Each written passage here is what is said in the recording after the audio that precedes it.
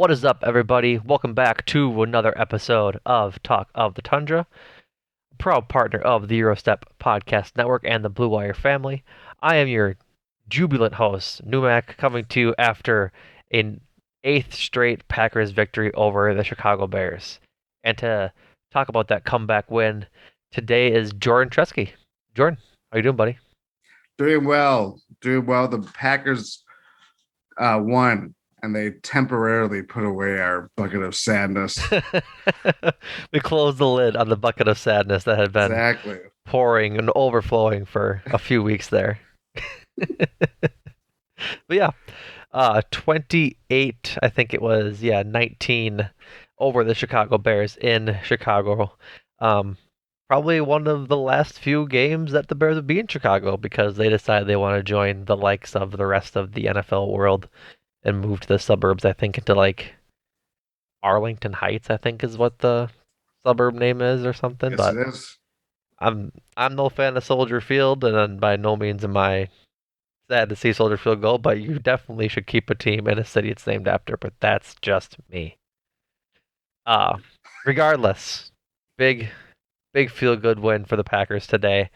Always feels good beating the Bears because, as always, the Bears still suck as they drop to 3-10 on the year, and I believe in line for the third spot in the draft, if I'm not mistaken. I gotta pull up Tankathon here. Texans. Oh man, they're sitting pretty at in the second Two. spot at 2.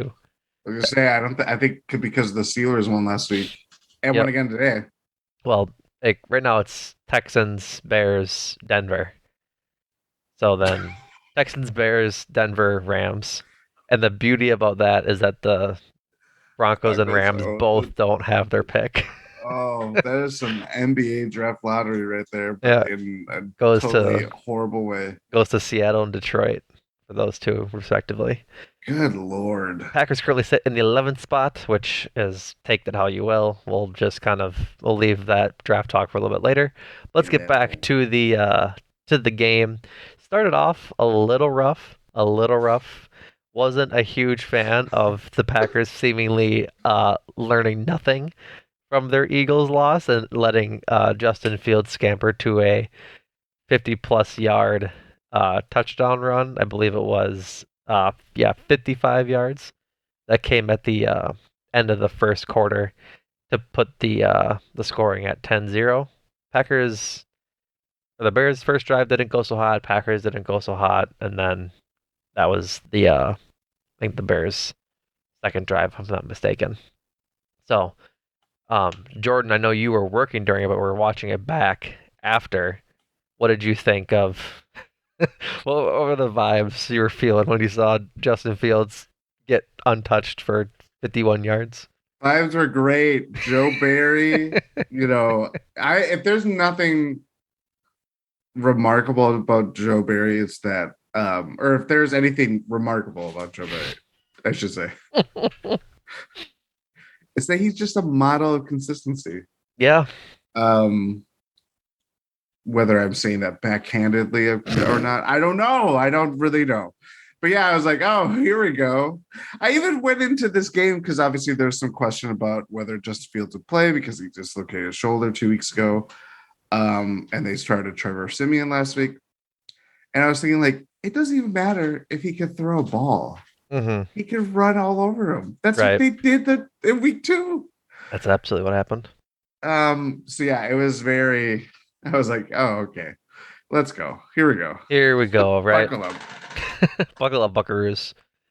Uh, so at that point, like we had said, Bears led 10-0. Packers drive the field, go all the way down to the let's see. I'm pretty sure it was not a, yeah, down to the 5 yard line, it looks like. Yeah, that sounds about right. Mason Crosby ends up kicking a field goal, make it 10-3. And to end the uh sorry, not to end, I apologize. After the field goal, the ensuing Bears drive, one of the beginning highlight plays of the defense. I think it was Razul Douglas Yes, it was. forced the fumble on Chase Claypool, and then Rudy Ford recovered it, returned it for a few yards, and big turnover. So definitely stopped them as their drive. That was the middle of a 35-yard drive. Happened right about midfield ish. Um, and big swing in momentum. Kind of like after this is when the game started to pick up a little bit. Not necessarily this half, but for the rest of the game, um, it was starting to swing the Packers' way. Yes, very much so. But regardless of all that, Packers going on downs, punt it away, and then Bears go for a touchdown. Um, after Jair gets absolutely torched by Equanimous St. Brown for 56 yards. And he's not even that fast, you know. No, we It's saw like, him for quite a long time. He's not that fast. He just, yeah, oh, I think Jair got caught flat-footed. Like watching the replay, he it's like just went to go turn his hips, and EQ was already gone. is this where we insert his post game We quote can about it? certainly can. I gotta find it again. Uh, as we've been talking about the last like few weeks, just our annoyance with Jair having his bravado and bragging about how good he is, but then doesn't really show it on the field. Um, all this one was on Nikhil Harry. Oh, I gotta find. I have it. I You have have it. it? Okay, let it Matt rip. Schneidman Go for it. I forget which one it is. of the Athletic. Sorry, Yeah. Matt, you're probably not listening, but apologies.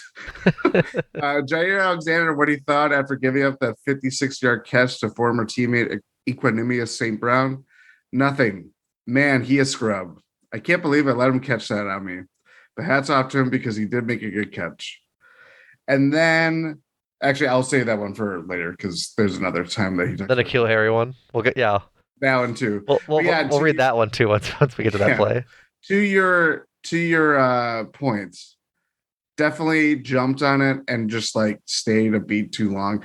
And it's stuff like that. Like when I talk about being engaged, like there's a difference between, yeah, corners are play in their position to always get beat. Right.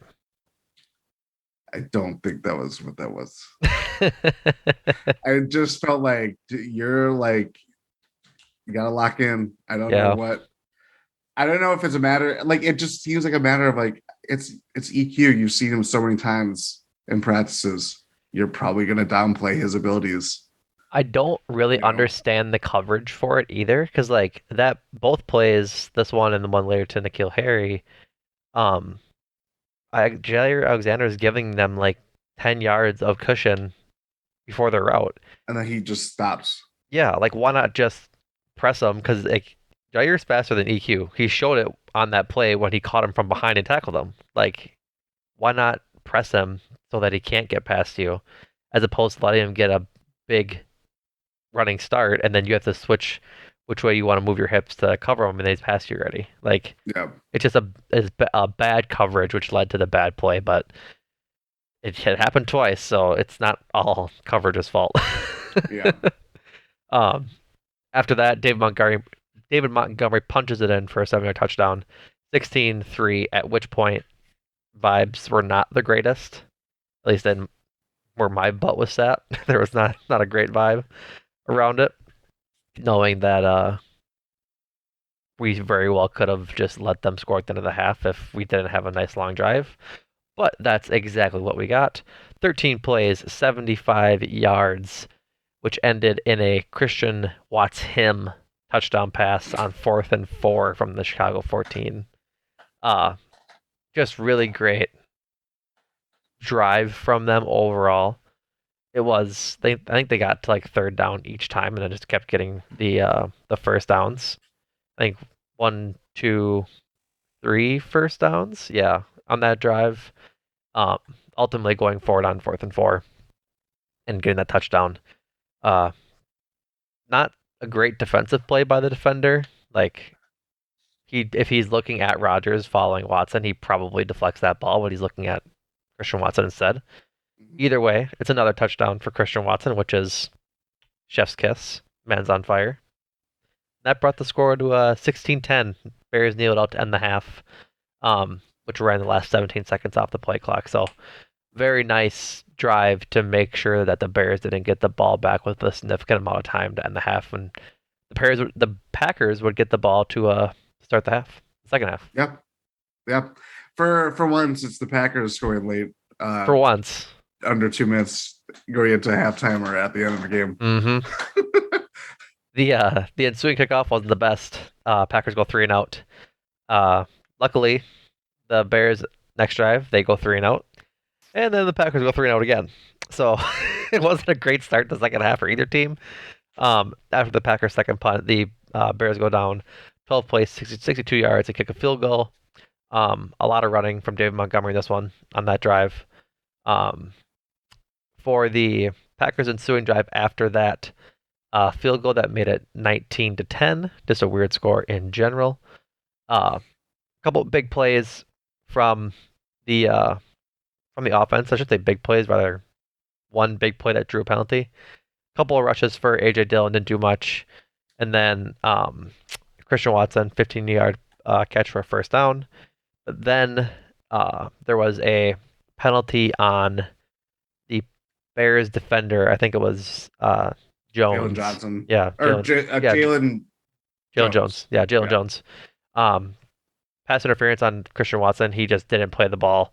Christian Watson could have caught it, but he was in the way. 38 yards brought them to the Chicago 26.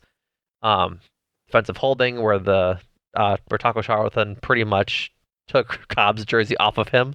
His neck is like his what's this called? His collar. Horse collar. Yeah, the front of his jersey, the front of his collar on his jersey was down near his chest. Like it was a big old. So an extra 5 yards led to a 21-yard rushing touchdown by AJ Dillon on the next play.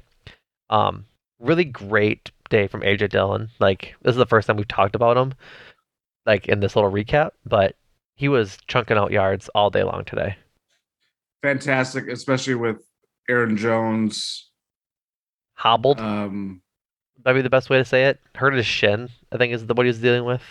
Yeah, well, we'll save some discussion on that later because it was incredibly confusing watching this. Yeah. Like, I thought he's out. Wait, he's the back end, and then it's like he's on the side. It was like Bakhtiari, Giants game. Yeah. Where it's like he's out for the entire second half until the final drive. Right. It's little stuff like that happened. Anyway, more so on AJ Dillon. Definitely best game by far. I thought it was just kind of vintage AJ Dillon, if you could say that about a third year guy, I guess. But like he was just muscling out runs and doing a little bit of everything. When you're taking up the slack with Jones hobbled, I just thought he kind of, especially on a drive coming up, he really saved the Packers. Like just keep the engine going. Yeah. And that's all you need at that point when the comeback was starting to kind of slowly roll in their direction. Right. Absolutely. We'll veer off for a quick second. Someone in the Discord asked just to the group, what would you think of if AJ Dillon was the lead back next year, knowing that the Packers have a significant decision to make with Aaron Jones' contract at $20 million? I would probably be satisfied but not comfortable because you'd probably go into a more like scat back. The beauty of Aaron Jones is that he's kind of both. Right.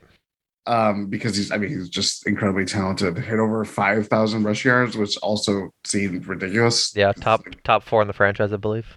Yeah. Yeah, you kind of need like a scat back kind of change. They'd obviously go out for like a change of pace kind of guy. But I don't think I would hate it. I think it's a lot easier to load up against AJ Dillon than it is Aaron Jones. And that I don't think that's really a demerit.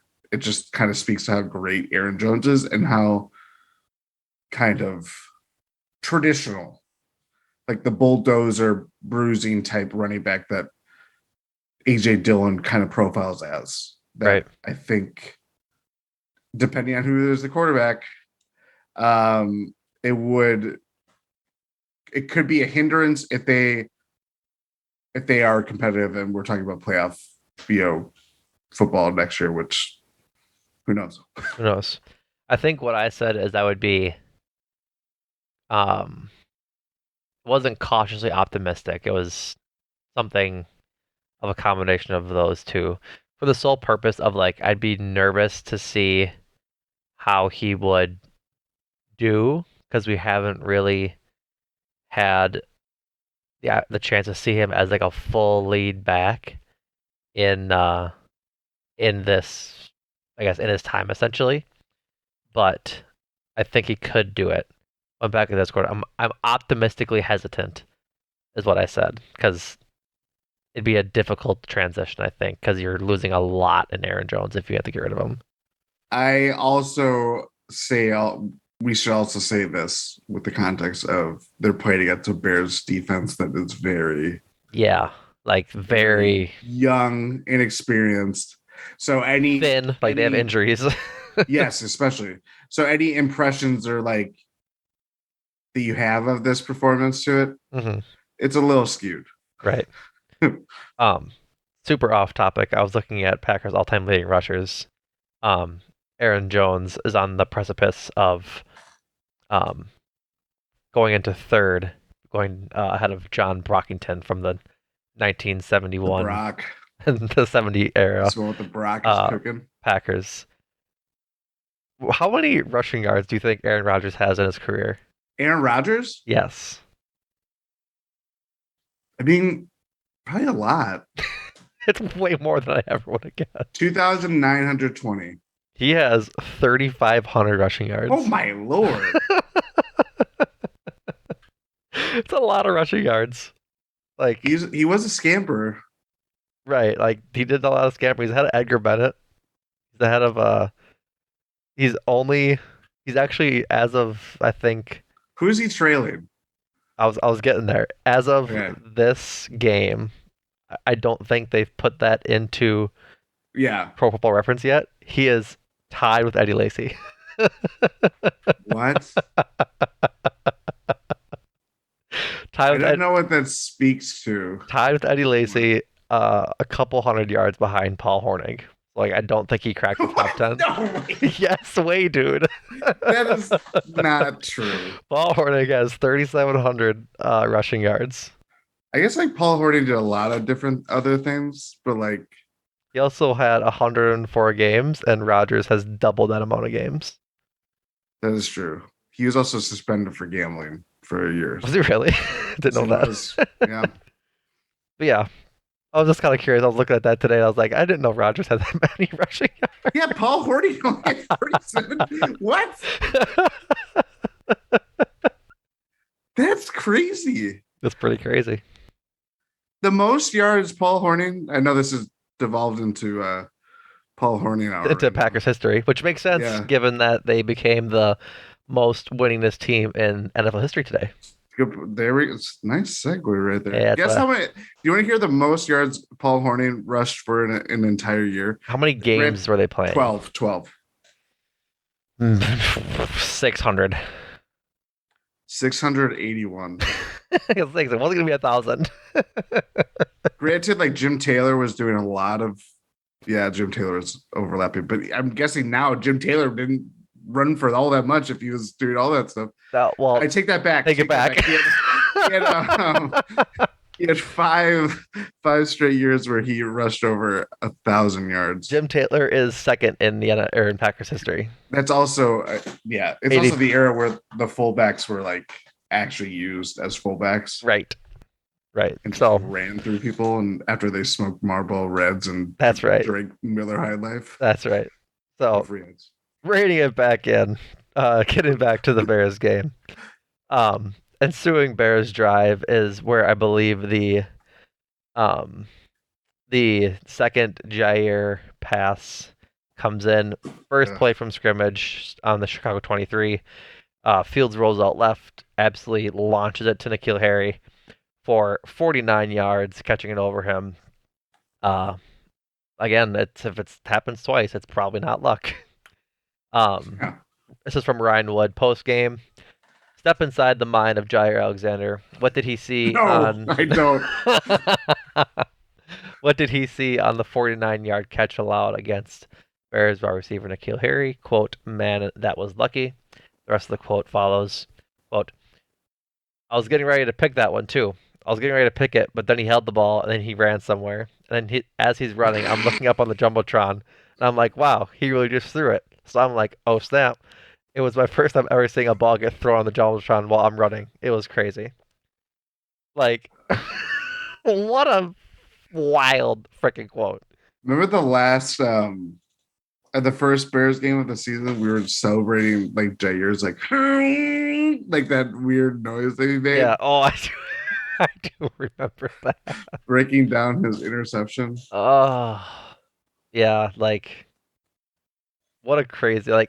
I see what he was trying to do when he was trying to break on the ball, but you have to be good enough as the highest paid secondary player on the team to not jump a ball like a route that hard. Like you have to know he's gonna throw it before you step a whole step in front of your receiver you're covering. So, regardless, that was the big play. That drive, well, I'll say second biggest play. After that, Bears go 1, 2, 3 on third down, don't get anything, 4th and 4, and they get a blocked field goal. Dean Lowry gets a single finger on the ball to block the field goal and have the Bears come up with nothing that um on that drive. Packers take over, go kick a field goal of their own. Uh, Time starting to wind down here for the Bears, coming to about the end of the fourth quarter ish time. It's probably about 5 minutes left. It's getting down to it pretty quick. Mm-hmm. Um, Jalen, I almost said Jalen, Justin Fields. 4:49 left. Yeah. Going into that drive. hmm Throws a ball over the middle to EQ, and the man redeems himself. Jair Alexander intercepts it, setting up a great field position for the Packers at their own 32. At which point, deep pass to Christian Watson for 20 yards. AJ Dillon run for 3. 2-minute warning. Packers need to ice this game out, and they do that very well as Christian Watson runs for 46 yards off the end of the tackles outside and just flies into the end zone essentially. Literally also flies as he Mm-hmm. starfish dives into the end zone, and I held my breath hoping he didn't hurt himself. Fair, But fair how this season started with him. exactly. Post game, Matt LaFleur said that Adam Stenavich was in his ear telling him that that play would be open, and that Rodgers asked LaFleur if they should score if they can, and they said yes. Like given the timeouts that the Bears had, absolutely score. So that's what led to, I think it's Watson's eighth Eighth, eighth touchdown of the year, ninth, ninth. because he had the rushing touchdown earlier, Oh, let's see. right? He did have the one like early, like his first one in the season Yeah. of his career essentially. Um, it says he has 6. But I don't think that's right because he has 1, 2, 3, Six 4, receiving, 5. two rushing, right? Um, 2 rushing, 1, 2, 3, 4, 5, 6, 7. He has 9 total. Yeah. Oh, Yep. okay. Because he had a receiving touchdown. Did 2 touchdowns today, receiving today, and rushing today. 1 last week. Oh, that's right. Yes, Yep. yes. So 9 total touchdowns on the season. Um, this was probably a great time to talk about uh the Christian Watson Rookie of the Year case because he definitely has one. Is I think where we're at. I would say the running right now is Kenneth Walker, Christian Watson, and maybe Garrett Wilson for Offensive Rookie of the Year. Garrett Wilson's making a run. Right. There's someone else that I feel like is in the running. I'm forgetting. Receiver or running back? Feels like receiver. Olave for the Saints. Then again, I don't know his. That'd really be the only other like two receivers I'd put ahead of Christian Watson if he was to um, win Rookie of the Year. But for what it's worth, Garrett Wilson, um, I believe this includes his game today. Yes, it does. Um, or it maybe it does. Regardless, 50 receptions for 650 yards and 4 touchdowns from Garrett Wilson. Um, Kenneth Walker has 9 total touchdowns on the year. It looks like. Yep, with 613 rushing yards, tied for sixth in touchdowns. Averaging 4.5 yards a carry. Christian Watson on his receiving stats has 22 receptions for 350 yards and now 7 touchdowns receiving and 2 rushing, averaging 16 yards per reception. Plus, he has his 2 rushing touchdowns that he has, which rushing isn't a big thing in his stat sheet besides the 46-yard run today. But he does have the 2 touchdowns from it. So Builds the case for your all-purpose yards and stuff like that. exactly. So if you're gonna essentially make the case for him, you'd say 9 touchdowns, I think 400 yards and 25 receptions because I don't think the yards everything are populated from today. Mm. So regardless, like I think if he continues on this pace and if he keeps getting the end zone week after week after week like he has for the past month, then the November Offensive Rookie of the Year, which is what he was named last week, probably has a good chance at winning Rookie of the Year.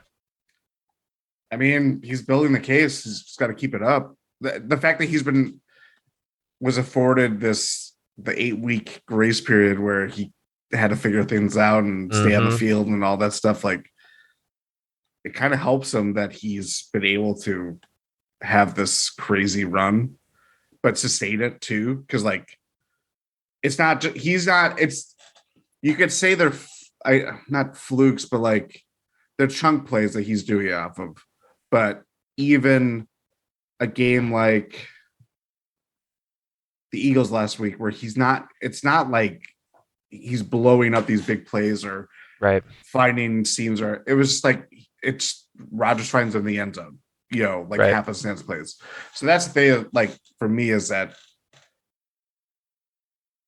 we even talked about last week. Is like it's not just the fact that he's could be their future number one receiver. He is their number one receiver right now. Right now, yeah. Yeah, by far. It's been nice that like the second Dobbs went out and it was really bad. Like that Lions game was like the rock bottom of the season. That the next week, like Christian Watson is when he exploded.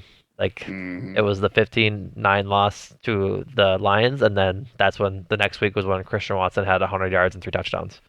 Yep. So it's been nice to have both of those guys individually be on like a good pace to be a good Rookie of the Year candidate. It's going to be really exciting when they're both healthy and can make some waves in this league. So I think like if he keeps it up, like I think if he scores in 2 of the next 4 games or 3 of the next 4 games, I think he wins it because recency bias partially, and the fact that he's just so much better as of late than Garrett Wilson is, and he has double touchdowns despite half the receptions and half the yards. Yeah, and like that makes sense. He was out a lot in the beginning of the year, like, and he still has more touchdowns than these guys. So. I have some fun trivia. Okay, go for it. Can you name the last Packers player? There's been 3 Packers players that have been named NFL Offensive Rookie of the Year.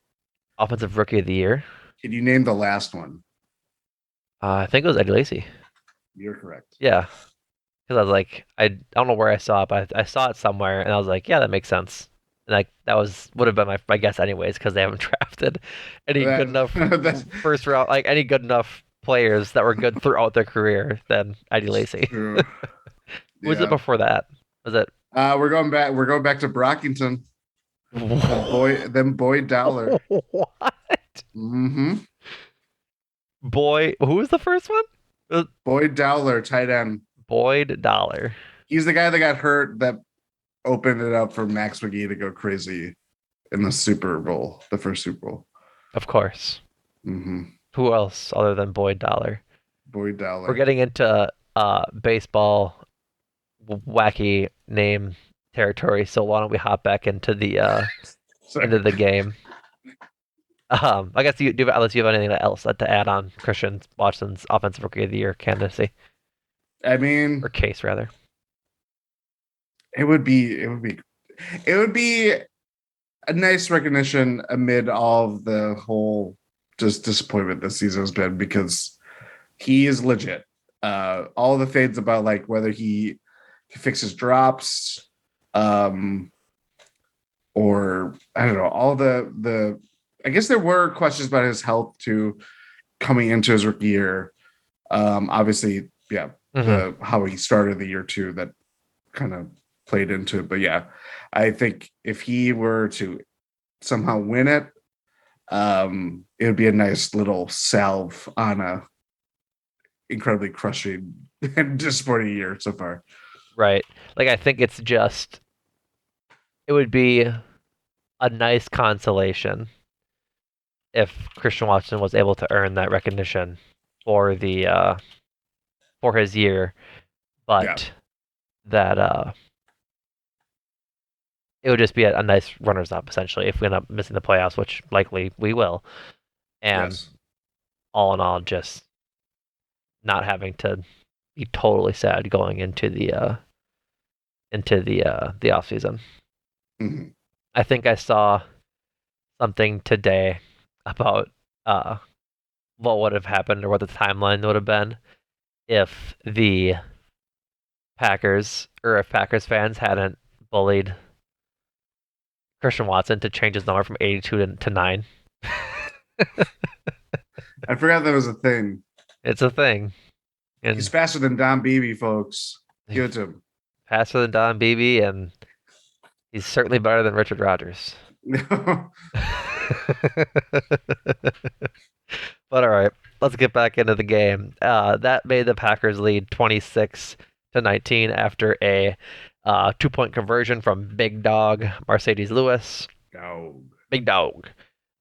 Ensuing drive, Bears need to get going with about 2 minutes left, 1 minute 51 seconds essentially. Um, Packers start playing a little prevent, some penalty issues with the Bears, and inevitably Justin Fields throws his second interception of the day, which was to Keyshawn Nixon after Keyshawn Nixon let his man go towards the corner of the field, like the 5 yard line ish or so, and then Nixon makes a great break on the ball, picks it off, gets 2 feet in, end the game essentially. Rodgers kneels it out. Packers get their 8th straight win over the Bears. All in all, good stuff. Mm-hmm. You want to talk about defense a little bit because I feel like we didn't talk about the defense enough. No. No, you don't want to talk about defense. Sorry. I don't do there, but we have to. I I meant let's go. Or do you want to talk about the offense some more because there's No, a no, no. I was certain gonna say I meant we should talk about we haven't talked about defense. Let's talk about the defense. That's what I was like. Yeah, no, I did the Bud way you of did the doing butt that. you did the butt thing. Yeah.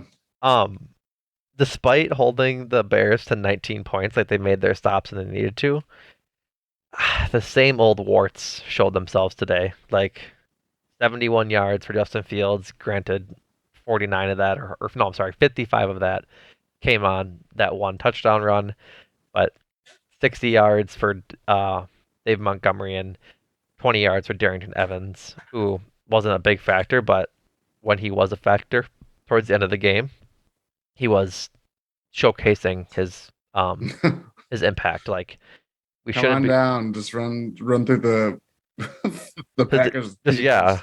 just run through the Packers defense, but all in all, like 155 yards total rushing for the Bears. Like they couldn't stop it again. 8.2 yards per play, had more total yards than the Packers offense, and the Packers offense is pretty good this today. Yeah. On less plays too, 50 plays, 409 total yards. It sucks that a lot of that comes on those two gyre plays. 100 yards comes from the two Yeah, gyre plays. yes. Um, Justin Fields only had 5 incompletions, and 2 of those were interceptions. Mm-hmm. So, yeah, that's the thing is you could look at the takeaways, and I don't think they've had definitely has to be the most takeaways they've had in a game this year. 3, I think so. I mean, they Up haven't had a there. lot, Yeah, they haven't had forced a like lot. they haven't had a plentiful amount. So yeah, I think 3 is Yeah. probably there. Um, but yeah, as you said, those mask just how easy it was for the Bears, and it didn't matter if it was David Montgomery, Justin Fields, or I mean, Chase Claypool was like a non-factor. It was EQ making those big plays. It was Cole Kmet was kind of a safety valve for Fields at times too, and Mm-hmm. did largely whatever he needed to. Right. Yeah, I Yeah, think. just Go ahead. super frustrating. Yeah, definitely frustrating. The one like I won't say don't want to say like one bright spot, but definitely a bright spot was seeing Devondre Campbell back. Yes, He looked like he was helping a lot um when it came to stopping the run. I feel like every like stopping the run coverage too. Like he was, it yeah, was like the little things that like you hope someone could fill, and he's obviously how many games he missed? Like 4, 5. I think it might have been 5. Um, it's one of those things where you don't realize what you're missing until it's gone, kind of thing. So then Mm-hmm. when he comes back, it's like, oh, he just makes things easier for a lot of people because it's not necessarily something that you're asking wanting to have Quay Walker do all the time, as we saw over this stretch. Right. It's just it's a different kind of thing when you have a veteran that knows how to play the game and can do a little bit of everything for them. Mm-hmm. Missed 4 games. He got hurt in the Buffalo game. Mm. So, um, yeah, like I feel like anytime there was a stymied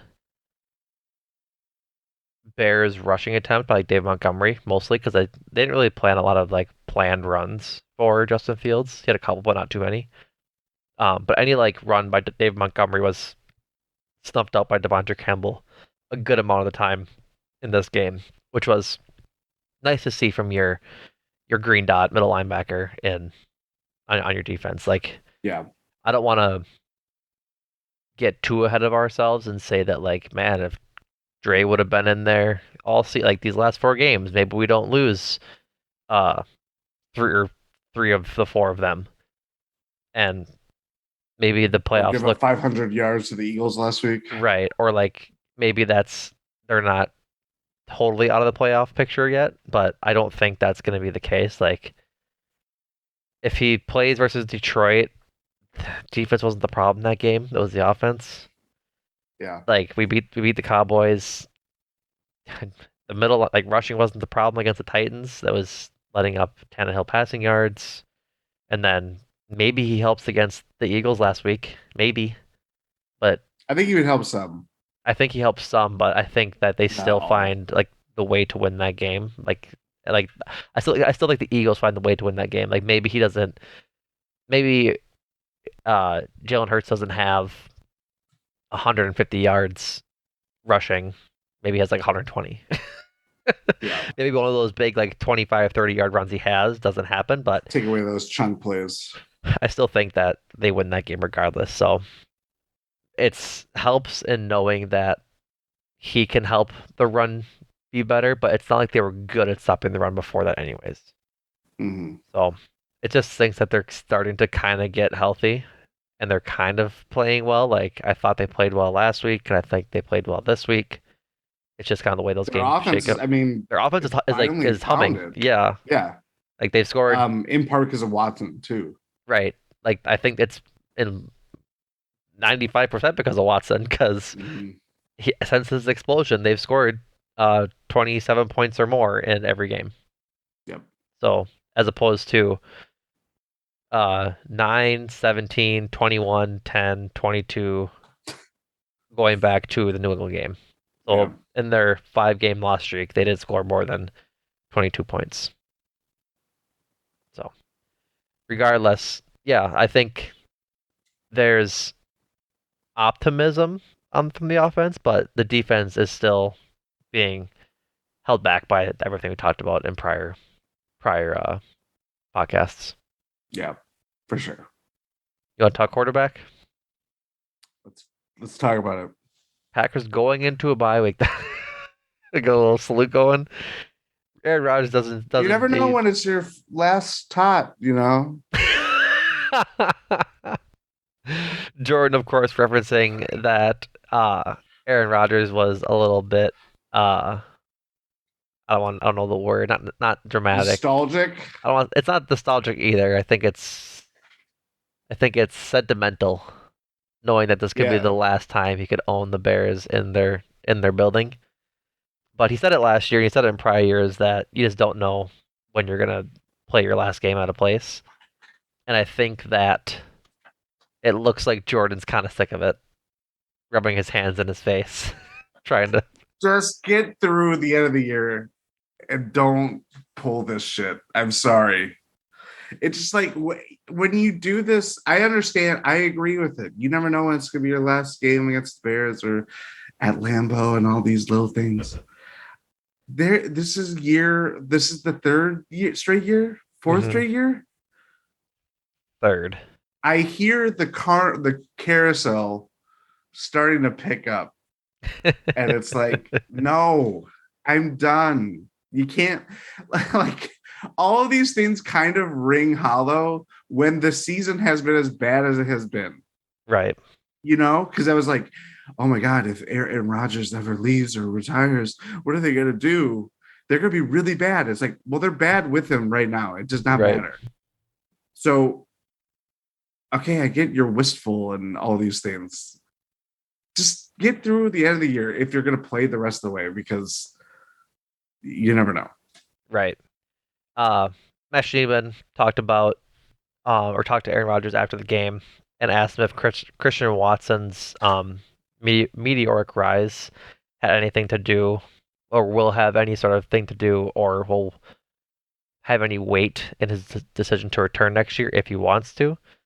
And he went on this tangent about how when he Of left course. when he left when he left Cal coming out of college, he could have went back with Deshaun Watson and played another year with Marshawn Lynch, and that it all like it's just stuff to think about kind of stuff.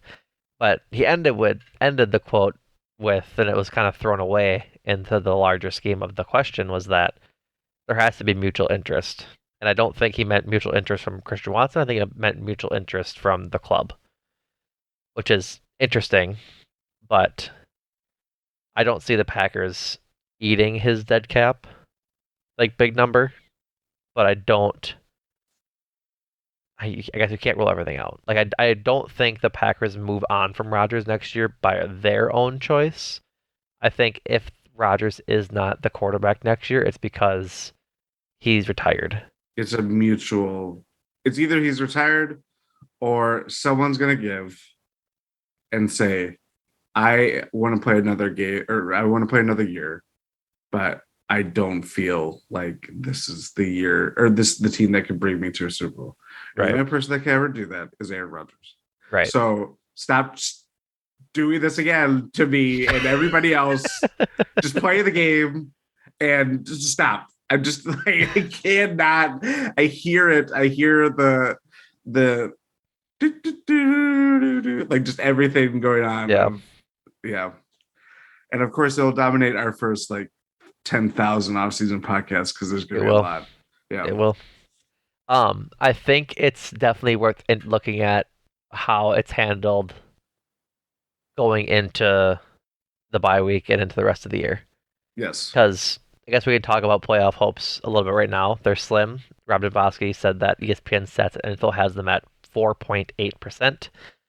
Um, I'm not exactly sure what the scenarios need to be, but just look, just looking at the the standings, scenarios that make that a 4.8%. I'm trying to do the best for our listeners, Jordan. I'm gonna try Yeah. to get through what it needs to happen. And after the Commanders and the Giants tied today, both sit at 7, or one sits at the Giants are at 7-4-1, and the Commanders are at 7-5-1. The Packers are at 5-8. If they win out, they can only get to 9-8. The Yep. Commanders have a bye next week, like us, and the Giants play like more games, right? Like play every week the rest of the way. Neither one of them can get to 9 wins. If they do, we're out. So, in essence, if the Commanders, they can't lose next week because they're on bye. But if the Giants win next week, they'll be at 8-4-1. And then after that, I think um, any sort of win, it basically puts us out. Right now, the last 5 or last 3 in are the Cowboys, the Giants, and the Seahawks. So the same thing with this, like on the Seahawks side, like the Seahawks need to lose out pretty much 4 of their last 5 games, and so do the Giants. We're basically, and if we're really going down this road of the Packers have a playoff opportunity, which I am not because I think they get No. absolutely handled by the Vikings regardless of all of this, Yeah, the Dolphins. and the Maybe the Dolphins. Lions. Hopefully not the Lions. Um, then it doesn't matter anyways. But with all that being said, the Packers, no matter what, have to win out. But Yep. then need a lot of help from the other scenarios, which includes the Giants, Seahawks, and Commanders, all just Plummeting. plummeting and bombing their season, essentially. And like the Seahawks have Panthers, Niners, Chiefs, Jets, and Rams. So like I don't see them losing 2 of those games.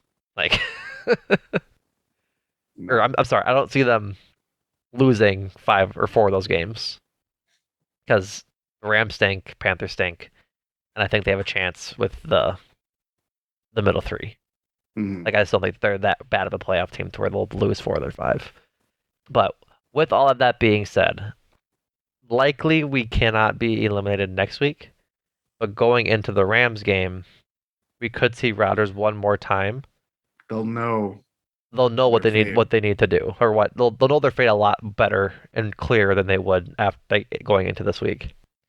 And so, if that's the case, and they let Rodgers lets Love play the last 3 games, if like say they don't know going into the Rams game they have to play to keep their chances alive.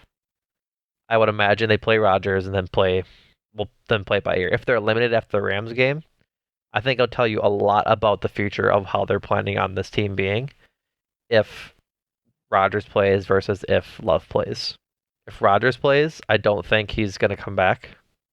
Like just vibes wise, knowing that he's open to it from what he said, which like kind of would make you think that he's being okay with it. But if Love plays, we'll see Aaron Rodgers again in the Packers uniform. I think what they should do, this is just my suggestion. During the Rams game, let's say middle of the 3rd quarter, depending on the game state, if they're losing, the moment that they start losing, the first play that Aaron Rodgers goes on the field, he's airlifted out of the stadium and he's waving goodbye. You really don't want him back, do you? I just I am very I salute what he has done. I salute what he's done. I just stop. Just don't, you can't do this. You can't kill what's already dead. Right. That's my Aaron Rodgers appreciation, I guess. I don't know. I am ready for a new era, despite today's fun win and everything. But I don't know. I just want to know what we have in Love for next year. Like I'm fine with going with Rodgers into next year and then playing Love his like and then getting out of the Rodgers deal because we have the potential out after next year. But um I don't know. I don't know. I think I think ultimately where I am at, seriously, because I know I was kidding about the airlifted out of the airlifted out of the stadium. stadium. There he goes, Aaron Rodgers, ladies and gentlemen. um, Flying to Costa Rica to go do some more Aya. I just would like just rip off the band-aid, you know. It'll never happen that way, unfortunately. I just don't think it does. Like Mm. Rogers is too dramatic for it to happen that way. Like he likes thinking and drawing things out way more than we want him to. But I think that's what would ultimately how things would happen because it has been drawn out this whole saga. Hmm. Yeah, I mean, in years past. So when it happens, it's going to be very just like, oh, like it's happened. I think it won't happen before the draft. Like Interesting. either of the years. I think Interesting. there'll be talk. They'll be like, Rogers is having some serious discussions on whether or not to continue playing football. And then we'll hear that for months. And then Aaron one day Rodgers we'll spotted hear in it. Fiji, and his hairy hands have touched the football. And it's like, yeah, Throwing a coconut around. he So started coconut. regardless, yeah, I think it'll play a big deal to know who plays the final like 3 games for sure. Because like I said, I don't think we're playing making the playoffs or any of that. So, No, but anything else, Jordan? Do you want to talk about anything else? We had a couple of big defense plays today. Not a whole lot of returns. Special teams seems to be getting better in coverage. Pat O'Donnell had a punt, which was a big surprise. Keyshawn Nixon, probably a keeper. Done a Hope lot of good things. I I mean, he's their kick returner and did pretty well as their slot guy. I think they need to keep both Rudy Ford and Keyshawn Nixon next year, which will be hard given where this team is at cap wise, but they've both proven their worth quite well this year. And I'd rather play both of them over Darnell Savage at this point. Yeah, that's right. I think Amos is a free agent too. Not mistaken. Just something, yeah. Um, hopefully we see Romeo Dobbs by the. It would be nice to see him and Watson together I think absolutely we're seeing him next year next because or or next week next week. or next game. Sorry. Next game Yeah. because he was practicing this week, looked good, Mm-hmm. and he was like he got ruled out on Friday or Saturday, but he looked pretty darn close in practice on during the week. So I think they were just like, don't rush him back, let him get the extra week with the bye, and then bring him back for the final 4 games. Especially with a high ankle sprain too. Yeah, just let him get that 6 weeks. So yeah, it'll be nice to see all of the receivers, knock on wood, healthy.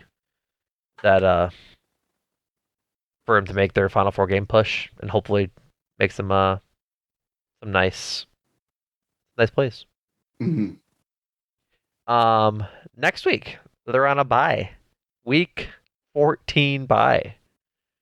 As much as I've begged for late buys when they were good, this sucks now that it's this late in the season. Now it's like just delaying the inevitable end of the season. Um, we will be doing a mailbag, so we will be announcing that mailbag on Twitter. Likely as you're listening to this Monday or Tuesday, send us um your questions for the season. You can ask us about what we think we should do for quarterback situation, which kind of we've already talked about.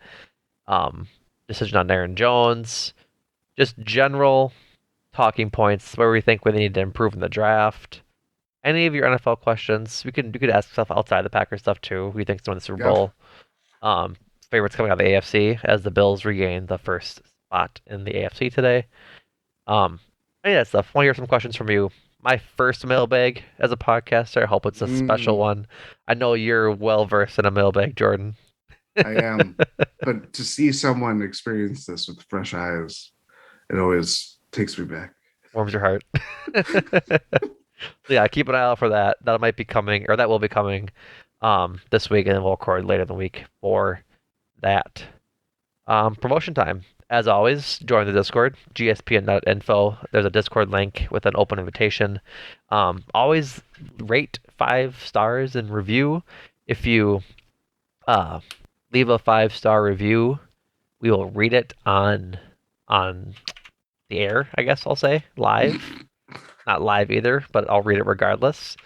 I'm trying to go through real fast to see if we have one. So, do you have anything you want to promote, Jordan, that you've done the past couple days on the network?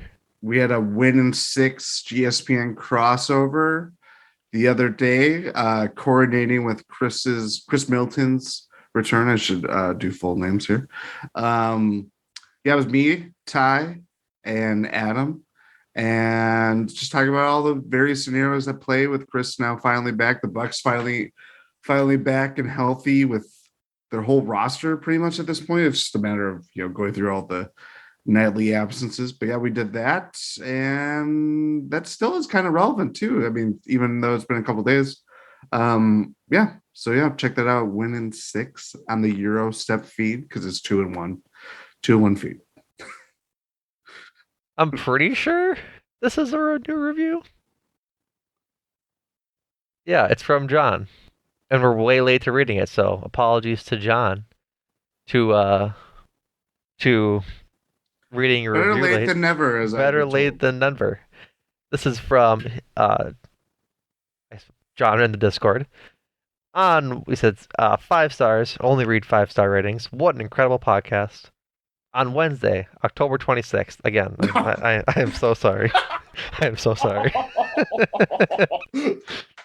So, on Wednesday, October 26th, I was made aware of an incident that took place during the GSPN playback for the Milwaukee Bucks involving Numac, other members of the GSPN network on stage, and the general chat. Adam McGee raised concerns over some, quote, off-color remarks Numac made that he described as detrimental to the playback. Wow, I can't read. Detrimental to the playback chat and the Discord community at large. While on stage, Numac was seen and heard making remarks that could only be described as inappropriate innuendos at one point went as far as looking directly into the camera and announced that he was brandishing a knife. It's not the first time that HR has been notified of his language, and as a former head of HR, I shudder to think about the I can't pronounce that word, impropriety, and how Yeah. unethical it was for him to review uh, his actions with impartiality. After multiple interviews with other stage members, reviewing the VOD, and conducting a peer review with members of the chat, I have reached my final recommendation that he must attend a workplace harassment training playback. If not, GSPN should move to print Talk of the Tundra merch immediately. 5 stars. This is a joke. None of that happened. That was a roller One thing coaster ride. happened. That was a roller coaster ride. The one thing that happened was that I read John's review a month and a half late. So Sorry, John. sorry, John, buddy. So if you want your review read just like that one on aloud, go to Spotify or Apple Podcasts. I think Apple is the only one you can actually leave reviews on. Yeah. Go to Apple Podcasts. Even if you're a Spotify listener and have an iPhone, just go drop over a little 5-star rating review there. Would love to hear it. Um, Other podcasts that went out this week, Adam and Andrew dropped their knockout stage pod for the World Cup. This is they dropped it the morning or Saturday morning, pre United States disappointing us against the Netherlands. But they'll be back at it again a couple times before the World Cup ends, recording that way. They're those two are also posting Cruising for a Bruising pods, and Eurostep will come up this week as well. I'm guessing Monday morning, just as they've been doing all season thus far. So a lot of great stuff happening at the Eurostep Podcast Network. Like I said, go to gspn.info to get all those links to all those pods and some merch.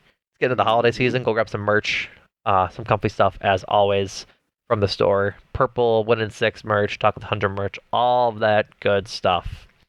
We will talk to you guys again this week for the mailbag. Keep an eye out for that. And thank you, Jordan, for joining me on this Bears Victory podcast. Thank you.